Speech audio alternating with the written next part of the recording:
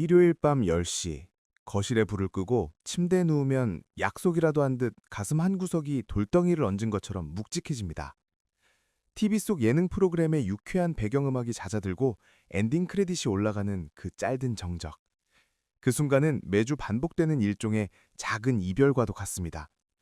눈부시게 자유로웠던 주말과의 이별, 그리고 다시 시작될 치열한 일상과의 원치 않는 만남 말입니다.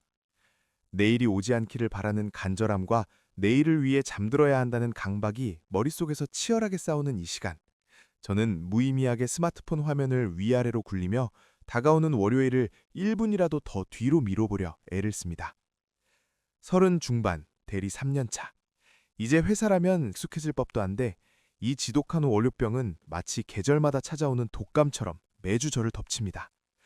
내일 출근해서 수정해야 할 보고서 파일명들이 머릿속을 둥둥 떠다니고 회의 시간 상사의 날카로운 질문에 어떻게 대답해야 할지 시뮬레이션을 돌리다 보면 어느새 심장박동이 빨라집니다.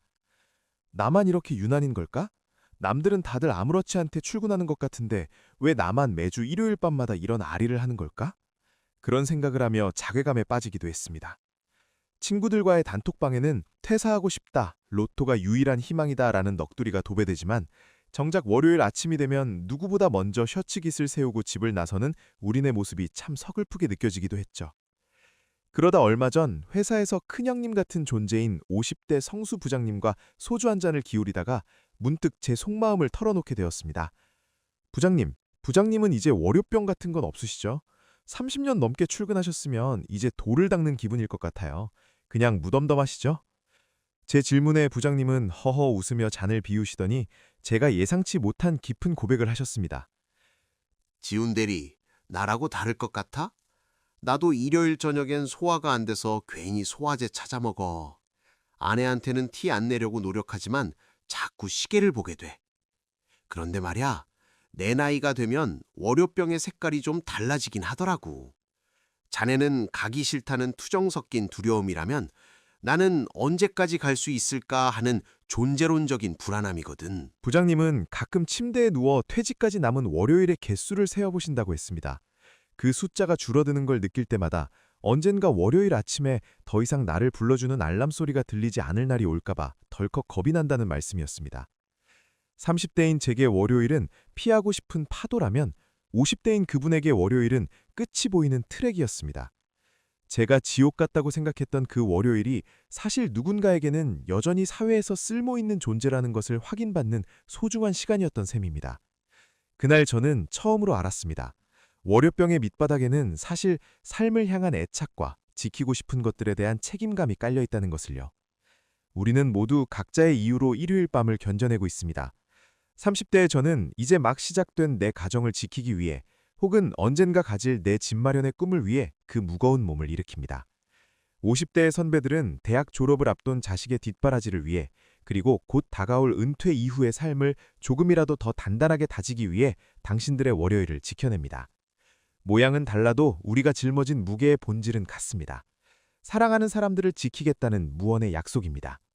생각해보면 우리 아버지는 어떻게 그 수만 번의 월요일을 견뎌내셨을까요?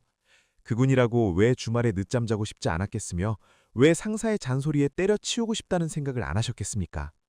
하지만 아버지는 매주 일요일 밤 묵묵히 구두를 닦고 낡은 가방을 챙기셨습니다. 싫어하는 일을 견뎌내는 힘, 하기 싫은 순간에도 나를 일으켜 세우는 그 묵직한 책임감이야말로 우리가 어른으로서 가질 수 있는 가장 위대한 근육이라는 걸 저는 이제야 조금씩 배워가는 중입니다. 어느덧 자정이 다 되어갑니다. 스마트폰 너머로 창밖을 보니 아파트 단지의 불빛들도 하나둘 꺼져갑니다. 이 불빛 뒤에 숨은 수많은 사람도 지금 저와 비슷한 천장을 바라보며 같은 한숨을 내뱉겠죠. 하지만 이제는 압니다. 이 막막한 어둠 속에서 나 혼자만 깨어있는 게 아니라는 사실을요. 저기 앞서가는 선배님들도 옆에서 같이 뛰는 동료들도 모두 각자의 배 위에서 이 거친 파도를 맞고 있다는 유대감이 저를 지탱해줍니다.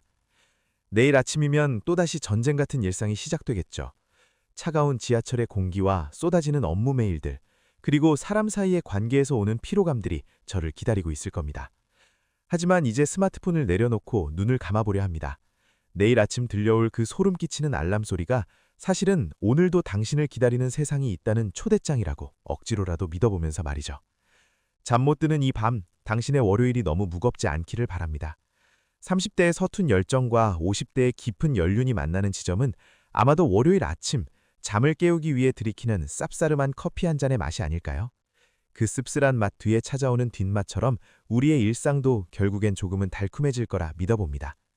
오늘 밤을 무사히 견디고 내일 아침 현관문을 열고 나서는 당신은 이미 세상에서 가장 용감한 사람입니다.